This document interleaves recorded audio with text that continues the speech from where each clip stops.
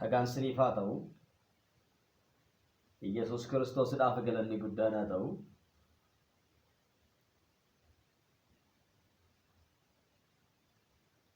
Amantii itti yaamamni isaa yookaan immoo maqaan ittiin namoonni biyya lafaa kanarratti ittiin yaaman maqaa adda addaadhaan namoonni kan yaamanii maqoota sana siniifan tarreessa. Yesuus Kiristoosidhaaf galanni guddaan haa ta'u. Namoonni baay'een amantii salvaajiidhaan dhufe jedhu. Namoonni baay'een amantii qamadiidhaan dhufe jedhu. Inni kun immoo Maartin Luutertu fide jedhu. Yesuus Kiristoosidhaaf galanni guddaan haa ta'u. Inni kun immoo amantii warri adiin fidanii jedhaniitoo haasa'u. Amala amantichaa immoo yommuu haasa'anii amantii nama nyaatu jedhu. Inni kun immoo amantii du'aa nyaatadha. Yesuus Kiristoosidhaaf galanni guddaan haa ta'u.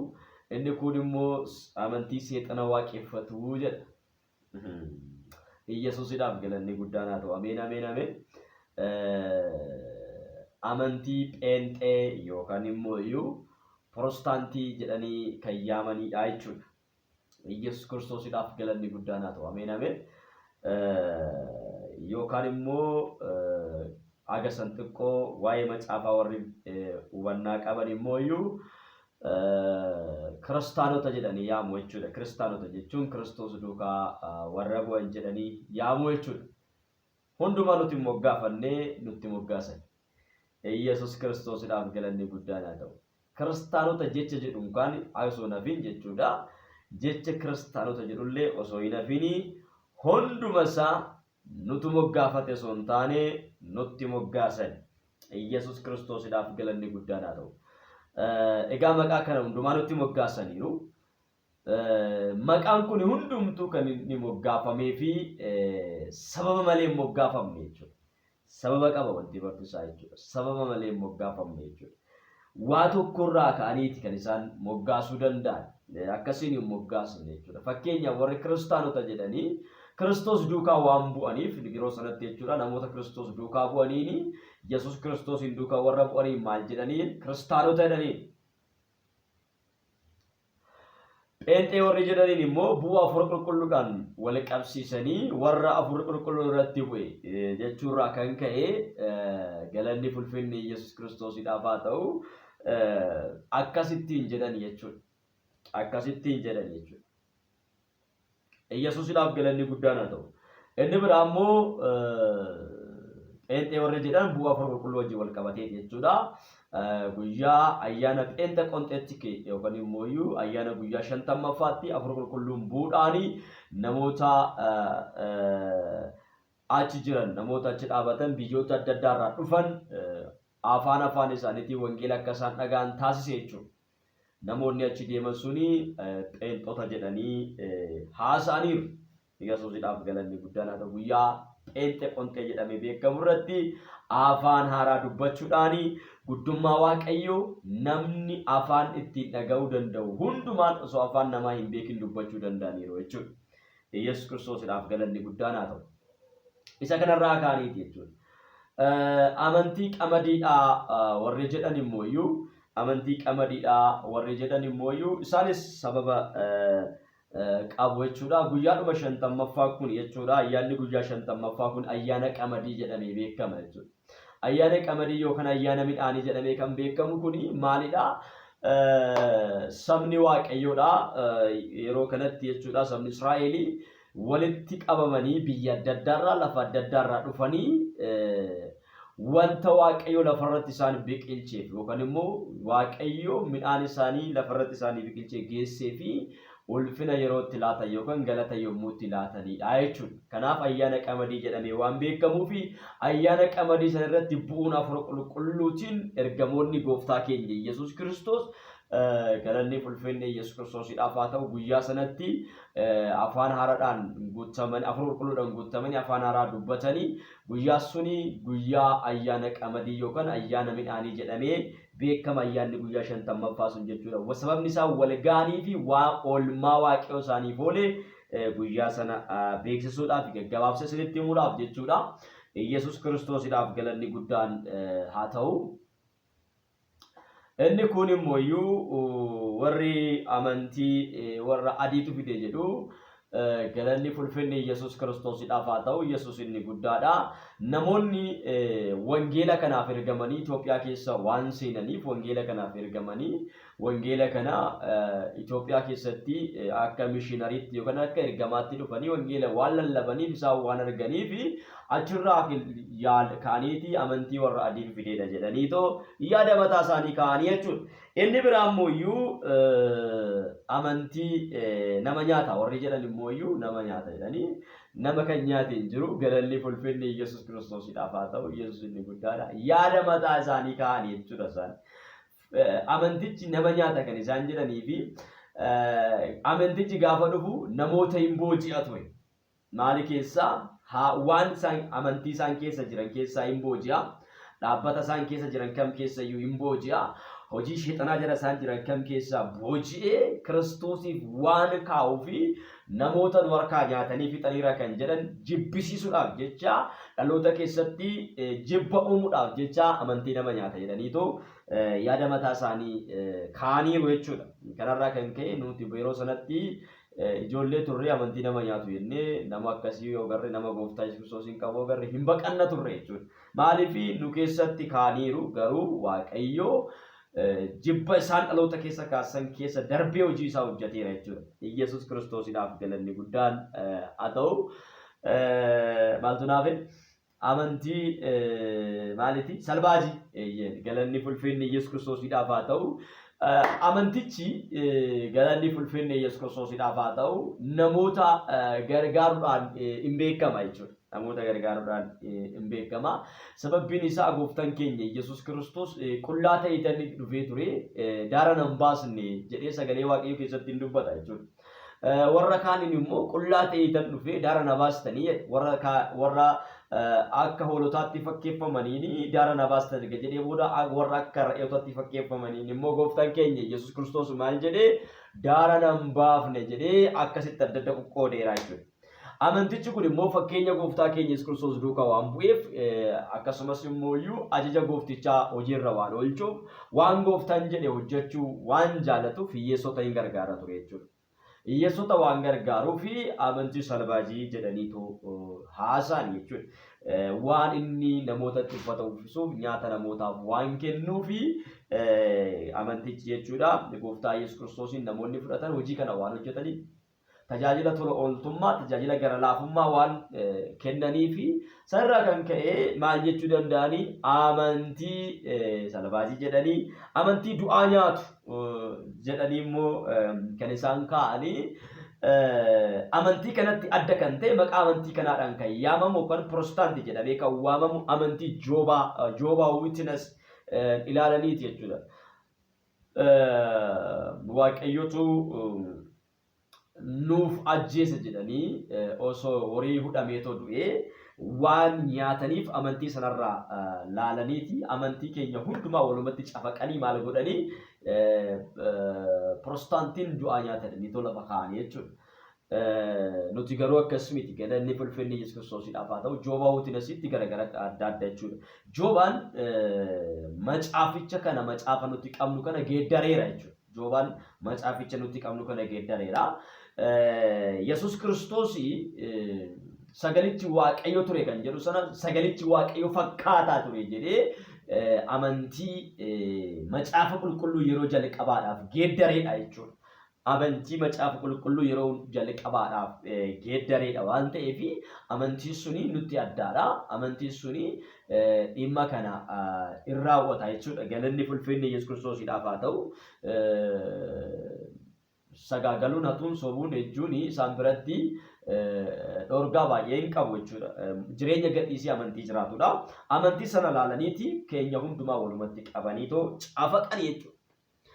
amantii maallaqaa nama harcaasu amantii maallaqa nama harcaasu jedhanii kana sababa qabu sababa isaan ittiin jedhan keessaa maalidha yerootti wangeelli babal'atee biyyoota hedduu baay'ee ga'uu eegaletti namoonni amantii kanatti gufannaa kaa'uudhaaf amantii kana dura gufuu kaa'uudhaaf namoonni gara amantii kanaa akka hin dhufnee fi barsiisa wangeelaatiin dadhabnaan waa baay'eedhaan dura dhaabatanii dadhabnaan dhaloota qabachuu dadhabnaan maal godhanii magaazana kireeffatanii inni tokko kornisii keessa galee busheessuudhaaf jechuudha amanticha busheessuudhaaf inni tokko kornisii keessa galaa inni tokko madarakirra dhaabatee achi tajaajila inni madarakirra dhaabatu suni amma Yesuus birris ni harcaasaa gadi jedhaadhaan Yesuusiidhaaf galanni guddaan haa ta'u sana booda inni kornisii keessa harka isaa gadi baasee facaasaa Yesuus birrii facaasanii saantibii gurratanii galu neeraa takka yookaan immoo yoomni saantibii yookaan dolchee takka yookaan immoo 10 saantibii takka yoo argatanii waan guddaa ittiin bitachuu dandeessu yeroo sanatti jechuudha galanni fulfinni Yesuus Kiristoosiidhaaf haa ta'u biyya keenya Itoophiyaa keessatti qarshiin baay'ee rakkisaadha waan ta'eef namni birrii kana hin jaalataa namni baay'een immoo yoo birrii sanaaf jedhee maal ta'e gara amantichaa dhufuu eegale jechuudha isaan ittiin busheessanii namoonni akka xireeffatee jibbuu fi teeknika kana fayyadamanii kornisii keessa galanii magaazana kireeffatanii magaazanni kireeffatanillee kisaaraa isaanitti fidee maa bakka uummanni birriidhaaf jecha surumaayyuu gara amantichaatti dhufe akkuma jiru. Birriitu jira kan saantibii takka argachuun guddaadha yeroo sanatti jechuudha. Galanni fulfinni Yesuus Kiristoosiidhaaf haa ta'u. Saantibii bakka inni takka gaafa lafa argannu safara qawxii goona iyyinee turan. Maaliif? Birriitu guddiidha yeroo sanatti jechuudha. Yesuusiidhaaf galanni guddaadha. Ameen ameen. Kanaaf namoonni amantii birrii harcaasuu dhuguun amanticha busheessuudhaaf jedhanii magaazana kireeffatanii wanta ofii isaaniitii hojjetanidha jechuudha. Faallaa amantii kanaa warri ta'an jechuudha. Kanaaf busheessaan baay'een jibbi baay'een amantii kana irratti yoo gadi roobeeyyuu lolli baay'een yoo irratti banameeyyuu dhaabuu hin dandeenye jechuudha. Amantii Maartin Luuter fide jedhu Maartin Luuter King gaaffiiwwan adda addaa baasee manneen amantaa yeroo sana jiran irratti maxxansuudhaani namni amantiidhaan jiraata. Qulqulluun amantiidhaan fuuldura waaqayyootti qajeelaa ta'ee jiraata jedhee waan falmee bahee fi amantii Maartin Luuter fide jedhaniitoo itti moggaasanii jechuudha. Amantii kana Maartin Luutertu fide. Maartin Luuter amantii kana fideera. Yesuus Kiristoosiidhaaf galanni guddaan haa ta'u. Maartin Luuter amantii kana fideera. Ragaa qabdu amantii kana Maartin Luuter fidu. Amantiin kun Maartin Luuter irraa eegaluusa ragaa qabdu. Ani immoo ragaan qaba macaafa qulqulluu keessaa sanatti ani jechuudha booddee Yesuus Kiristoosiidhaaf galanni guddaan haa ta'u. Ameen ameen. Maartin Luuter amanticha akka inni eegalle jechuudha. Amanticha kan Maartin Luuter eegale miti. Maartin Luuterii miti kan eegale amanticha. Yesuus Kiristoosiidhaaf galanni guddaan. Warroonni kun waliin amantii dheengadda dhufe. Amantii dheengadda dhufe. Dheengadda kunoo bara keenya keessa dha. Dheengadda dhufu ragaa qabda. Yesuus Kiristoosiidhaaf galanni guddaan. Ameen. Amanticha kan eegale eenyudha? Eenyudha amanticha kan eegale? Amanticha kan fide eenyudha? Kan hundeesse eenyudha? Hundeessan amantii kanaa eenyudha? Eenyudha? Masrata kan kaa'e, dhagaa bu'uuraa kan kaa'e, amantii kana eenyudha? Eenyudha? Maartin Luuter akkasitti amantii harkaata.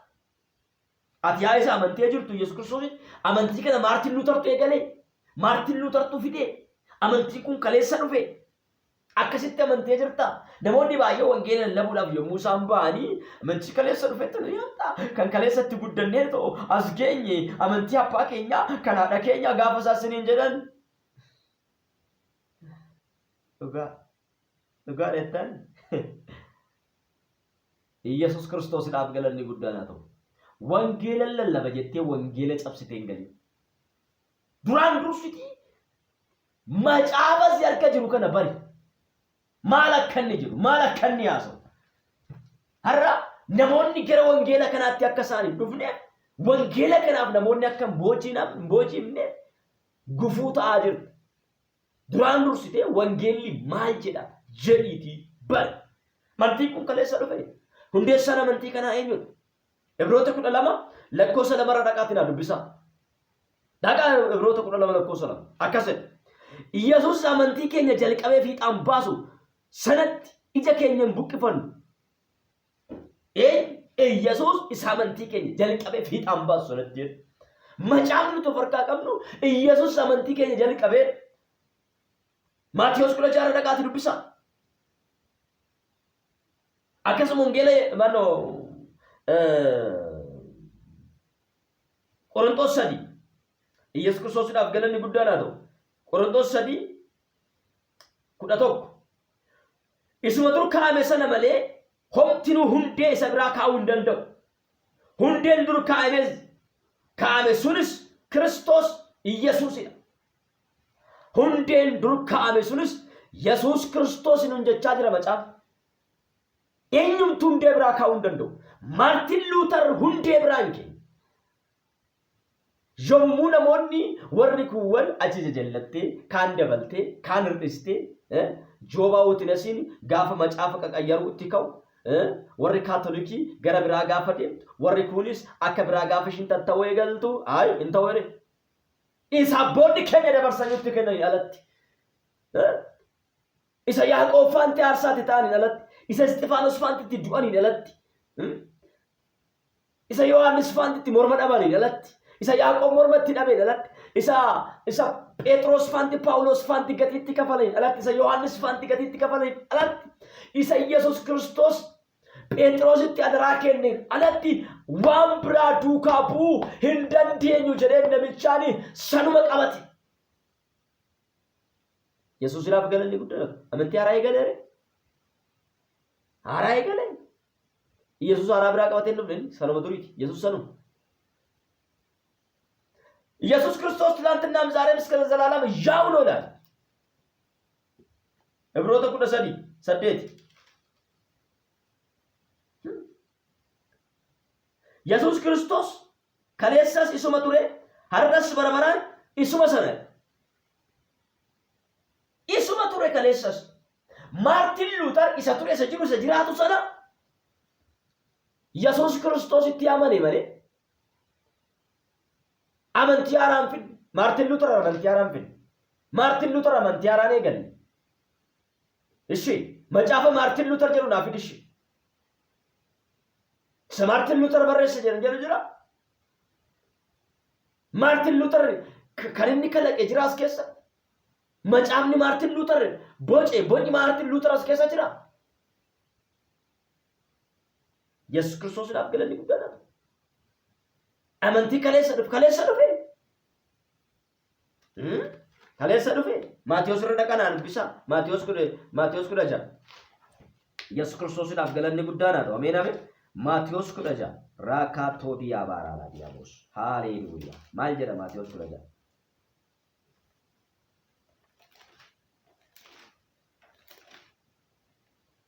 Kudajaa 18.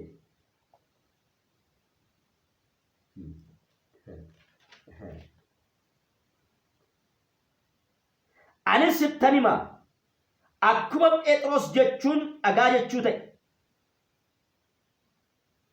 Atis dhagaa. Anis dhagaa hin sochoone kanarratti waldaa koonan ijaara. Gooftummaan du'as matumaa waldicha irratti humna hin godhatu. Yesuus Kiristoosiidhaaf galanni guddaadha. Kana jedhu. Hundee raajotaaf ergamoota irratti ijaaramtaniirtu kan jedhu isa kanaadha jechuudha.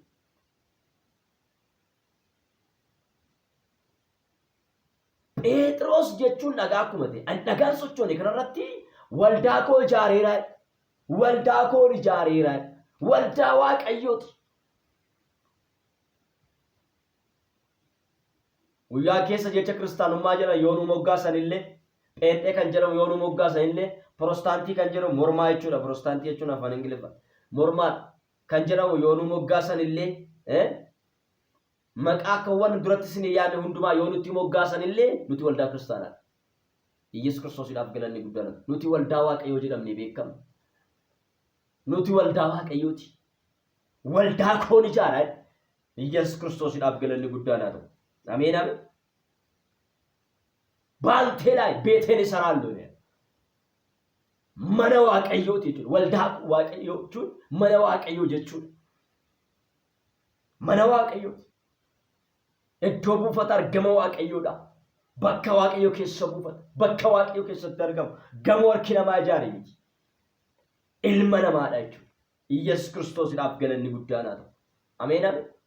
Amantii Maartin Luuter fidee amantii dheengadda dhufee amantii sindee amantii maaloo. Waan feete jetta, waan feete odeessita, wangeelli cabsee jiraata bara baraan. Daangessuu hin dandeessu, dhaabuu hin dandeessu. Warri Joobaawutiinis macaaficha qayyaran akkuma jiru. Jechoota isaa qayyaran, jechoota isaa ol ka'aa gadi buusan. Warri Maartin Luuter jechoota isaa ol ka'aa sana maal godhanii gadi buusaa dhufan. Gadi buusaa, gadi buusaa, gadi buusaa. Waaqayyoo ture sagalichi waaqayyoo ture jedhu sana waaqayyoo fakkaata ture.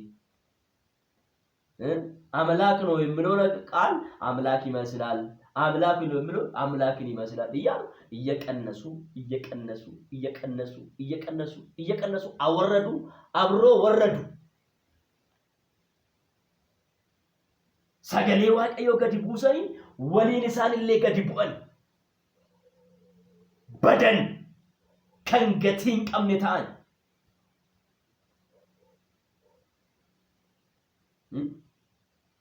ኢየሱስ ክርስቶስን አፍገለኒ ጉዳይ ነው ከንገቲን ቀምታን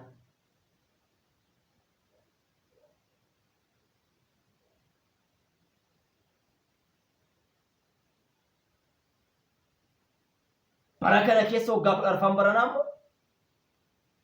ኢየሱስ ክርስቶስ ኖፍ ከለታ ከንጀሩ ኦልካሱ ሳሊት መጻምኒ ከንጀደሮ ኢትን ደበሊን ኢራይስ ኑርዲሲ አማሳከ ሳሊት ሞዩ ጃረኩን ሞልካሱ ሳሊት አይ እሱ አምላክም ስለሆነ አማልጅም ይፈርዳል እንጂ ምን ማለት ነው እሱ ምን እንደሰለሆነ አምላክ ስለሆነ ማን ነው ኢየሱስ ኢየሱስን ታውቃለህ በእውነት ታውቃለህ ኢየሱስ አምላክ ነው ታውቃለህ አምላክ ነው ኢየሱስ በእውነት አምላክ ነው ኢየሱስ ታውቃለህ ወይ ቤታ ኢየሱስ ዋቃ ኢየሱስን አምከለኒ ጉዳና ፍጹም አምላክና ፍጹም ሰው ነው ምን ታረጋለህ ፍጹም አምላክ ፍጹም ሰው ዘላለማዊ የሆነ አምላክ ፍጹም የሆነ ሰው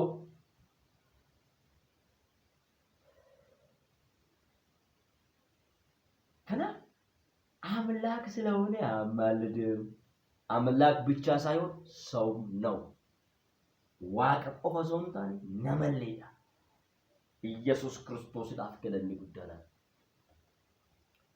ከና በከኑፍ ከራታ ይተሰን ቀየረኒ ማልጎደን ይፈርዳል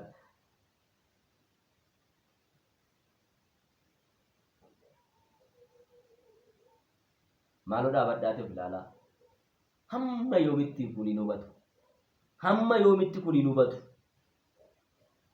hamma yomitti kaleessa nu burjaacho isaa turtaniif har'a waaqayyo je keenya banee nus dubbisu bira geenyeer aloota ammaa kana qabachuudhaaf jecha macaafa qayyartan aloonni sin caala fagoo jira Yesuus Kiristoosiidhaaf galanni guddaan fagoo jira macaafa durii dubbisu danda'a kan durii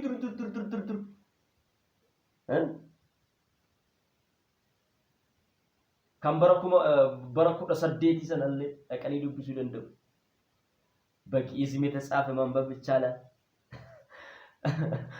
በዕብራይስጥ የተጻፉ መጽሐፍ ማንበብ ይቻላል በግሪክ የተጻፉ ማንበብ ይቻላል መጀመሪያ ግን መጽሐፍ የተጻፉ አዲስ ኪዳን በምንድነው በግሪክ ነው ግሪክን ስትፈልግ ታገኘዋለህ ያማልዳል ወይ ይፈርዳል ይላል እርና ግሪኩን አንብብ ከዛን ክብር ለኢየሱስ ይፈርዳል ይላል ወይ ያማልዳል ይላል አፋን ግሪክቲን ጀልቀባ ከነኒ በራይ ታኩዋረን አፋን ግሪክዳን በራይ ከኩሞፋን አፋን አብራይኪ እዶ ሙራሰቲ ባየሚቲ ባኢሚሳ አፋን እብሮታቲን በራይ ያለች አፋን Abraayikiin xiqqoo xiqqoo barraa'e.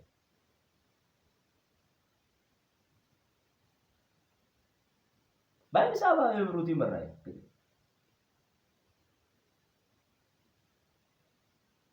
Kakuaraan garuu afaan tokkichaan barraa'ee jalqabatti innis Giriikidha.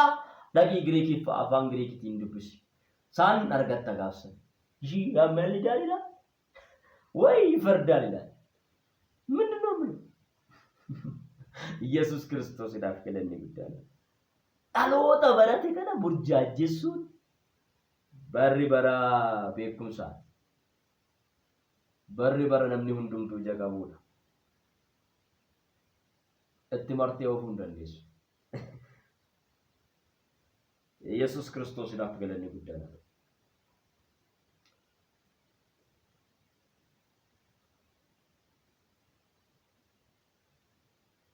እንደንዴስ ዝም ጀተኒቱማ ጉዱፊናሜ ሜዳ በጣ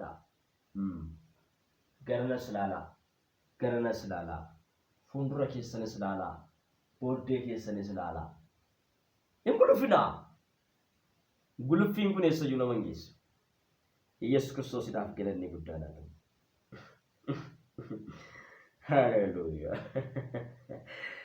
ኢየሱስ ይዳፍ ገለኔ ጉዳና ነው አሜን Rota diabo kladana machila podiamas. Hallelujah.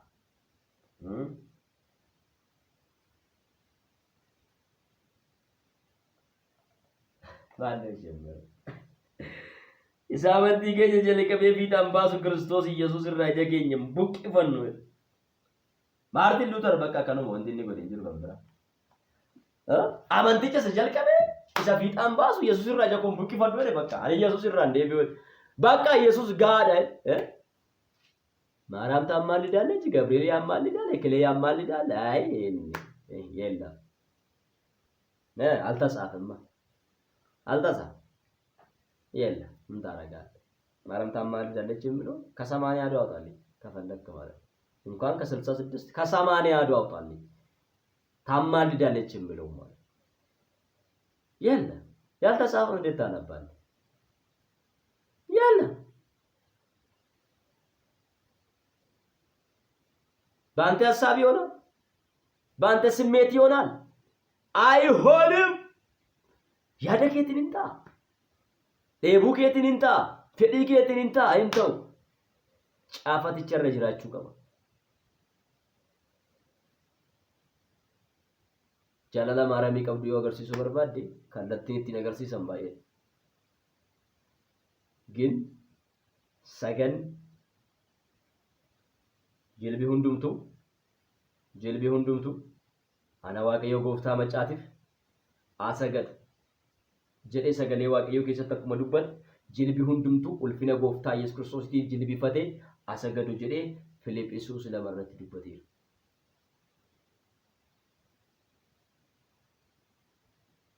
Filiphisius lama kudhan gara kudhan irra dhaqee gaafa laaltan adubbisuudhaan laas koodiyaaraara.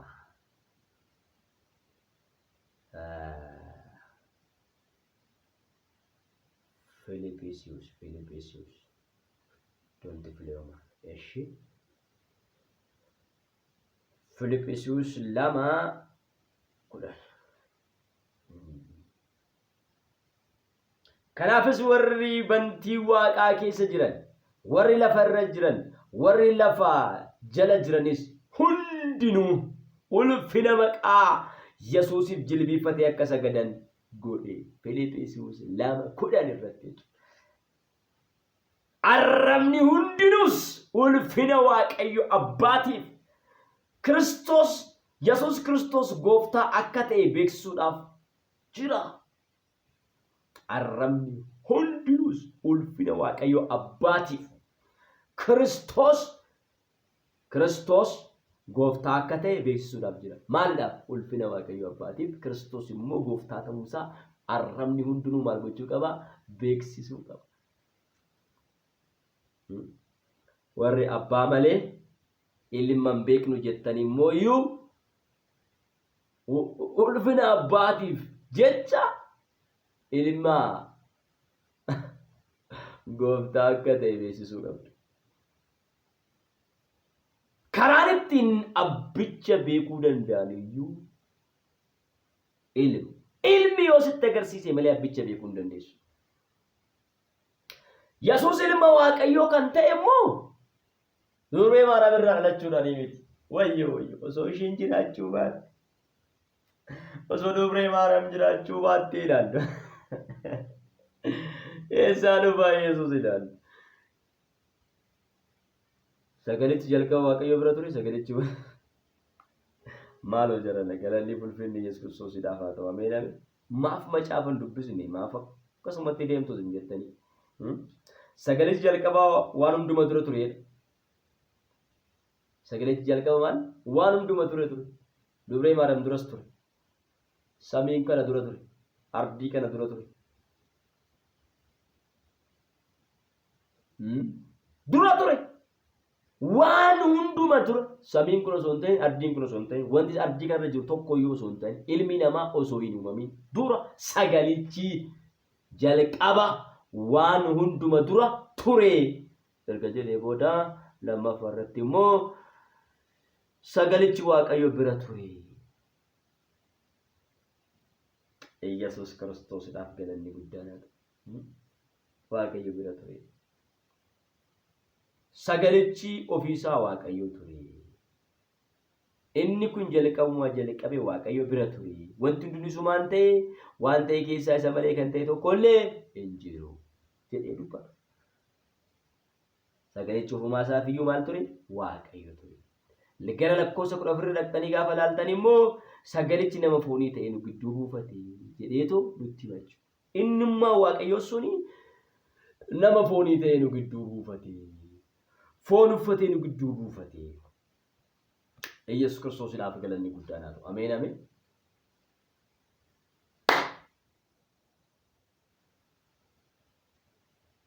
Haalelooyaa. Nu gidduu buufate. Nu gidduu buufate dabachaa. Nu gidduu buufate. Kanaaf Yesuus Kiristoos ilma Waaqayyoo kan jedhame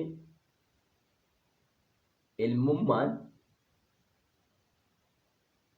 kennaadha malee dhalachuu miti. Waaqayyoon dhalchu hin dhalu haadha manaan qabu abboo eessaa fuudhee ilmaa. Eshi nuti ijoollee Waaqayyooti miti. Nuti ijoollee Waaqayyooti. Ati kan amma sagalee kana dhaggeeffachaa turte mucaa Waaqayyoo miti. Si dhalchee Waaqayyo. Naa deebisi kaa maaloo naa deebisi. Si dhalchee Waaqayyo. Mucaa Waaqayyoof hin jettaan ati mucaa Waaqayyooti. Rabbiin nu uumettanii. Si dhalcheen. Sin dhalcheen. Mucaa Waaqayyoo kan taaneef aboodha. Kennaadha. Silxaan aangoodha. Aangoo inni qabuudha. Aangoo ilmummaa gooftaan keenya Yesuus Kiristoos qabu isa kan bara baraati jechuudha. Akkuma nuti aangoo ilmummaadhaa qabna. Ingilee Yohaannis 1:2 irratti hamma isa simataniif immoo ijoollee Waaqayyoo akka ta'aniif aboo isaaniif kenne. Isaanis warra maqaa isaatti amananiidha. Warra isaatti amananii maal godhe? Aboo isaanii kenneera. Maal akka ta'aniif ijoollee Waaqayyoo akka ta'aniif jechuudha. Gooftaan keenya Yesuus Kiristoos dubree Maariyaam irraa dhalachuudhaan miti aboo mucummaa kan argate. Yookaan immoo aboo mucaa Waaqayyoo ta'uu kan ilma Waaqayyoo ta'uu kan inni argate dubree Maariyaam irraa dhalachuudhaan miti jechuudha. Bara baraan ilma Waaqayyooti. Samiin fi ardiin osoo hin uumamin ture. Yesuus Kiristoos akka dhalatu karoorri kan baay'ee erga Addaam fi Hewaan akkanii miti. Yesuus Kiristoos akka inni dhalatu karoorri kan baay'ee erga Addaam fi Hewaan akkanii miti. Namoonni baay'een eessatti dubbisu seera uumamaa boqonnaa 15 dubbisaniiti በቃ መላምልት ይወይካል ሚቲ እንደዛ አይደለም መጽሐፍን አንብብ መጽሐፍ ዘር ከዲሮ ጋር ይላሉ እሺ መላምልትን ካይነከስባል ናኖ ኤፌሶን ረናካ ኤፌሶን Efesoon 1 lakkoofsa 4. Inni uumamuu biyya lafaa dura iyyuu warra qulqullaa'an warra isa duratti mudaa hin qabne akka taanuuf jaalalaan karaa Kiristoos nu fo'ate. Yoom fo'amnu? Uumamuu biyya lafaa dura. ኢየሱስን ገለጥ ጉዳይ ነው። አዳምና ሔዋን ሳይፈጠሩ በፊት ነው እግዚአብሔር ሕዝቡን የመረጠው። የእግዚአብሔር ምርጫ ልዩ ነው። ኧረ ልዩ ነው። መናሚቲ ወይጋይ ዋንሲ ቢንገል ከሱማል ራሴራው ማማ በቆና ነው ጀንዱ ቢዘኝ አጭዳኔስ ዳኒ አከሰከስ ምናምን የለም መጻፍን አንብብ አለካ ዱብሱ ደቡ ከረገንገ መላሚቲን ካይ ከሱማል akkasuma bakka waan sitti fakkaate geesse bakka akkas ta'uu nu dhufteenis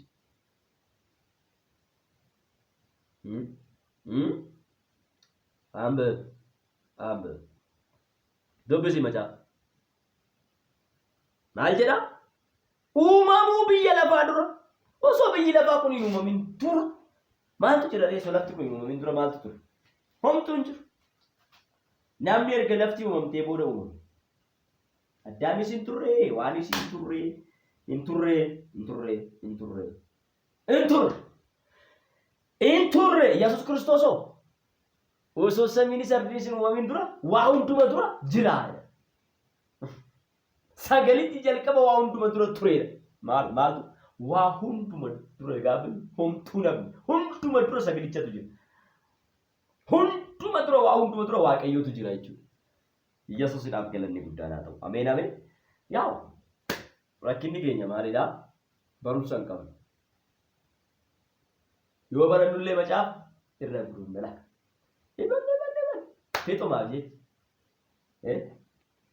ማብጀት መጫፈ ገነ ዱብስቴ ያተሚጃ ጻፈ ገነ መጫፈ ታባጃ ተሚጃ አስኬስ ይልኩ ዱብስቴ ፍጤ አስኬስ እንቱን ጅሩ ታናም ፋይዳን ቀም ቻው ኢየሱስን አፍገለኒ ጉዳና ዱብሱ ከከስማን ኢጀጌ ተጠብሲት ያታችሁ ሲፊንገል ለታነ ሴን የተነሰሙት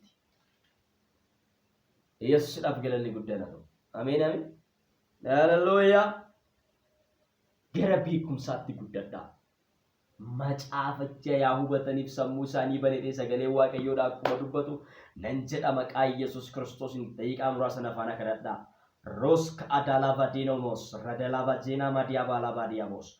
Macaficha ya ubatani fi ya waqayo. Sammusani barete sagale ketina kumudubbat. Maqama qalcalu maqa Yesus Kristosi. Amma banna sagale keti kan hin qabne. Wayin dubbike kan isani fingalle. Dubbike rakan kaatani. Akka dubbike tijirachu kan daddabani. Wayin ke kan isani fingalle. Burjaaji keessa kan jirani. Maqa ilma ke Yesus Kristosi. Amma Munisania Panamu, Panera Macamacalu Maca Yesusitin, Panera Abonaf Kenamin, Panera Maca Jesus Christosidin, Panera Bomuchumanaf Latamin, Panera Maca Jesus Christosidin, Panera Maca Yesusitin, Panera Maca Jesus Christosidin.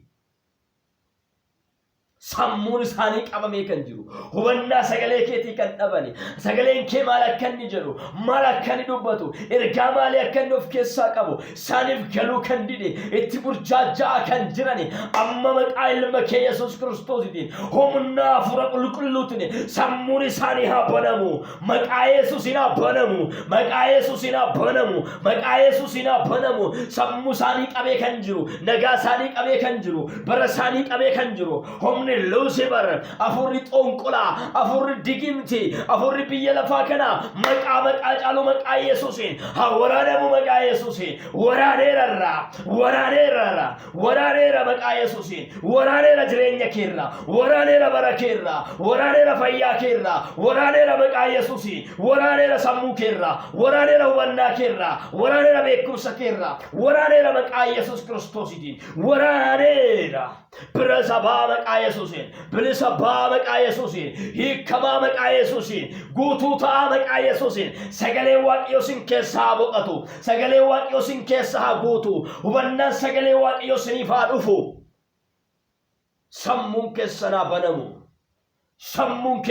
banamu burjaaji kam keessa yu birmaduba Yesus Kristos idaf galanni guddana ta'u amantike kan jalqabe Kiristoos, kan xumuru Kiristoos, Kiristoos irraa ija kee buqqifatini isa fannifame Yesuus Kiristoos hin lallabna. Waldaa ijoollee kakuu kan jedhu online irraa kan qabnu YouTube keenya Yesuus Kiristoosiidhaaf galanni guddaan haa ta'u share godha. Share kan gootuu fi YouTube gammachuu bal'isuu fi miti. Bal'iste dhiphate nan gashisu. Yesuus Kiristoosiidhaaf galanni guddaan haa ta'u. Share kan gootuuf isaatti dhageesse kana namni biraas akka dhaga'uuf.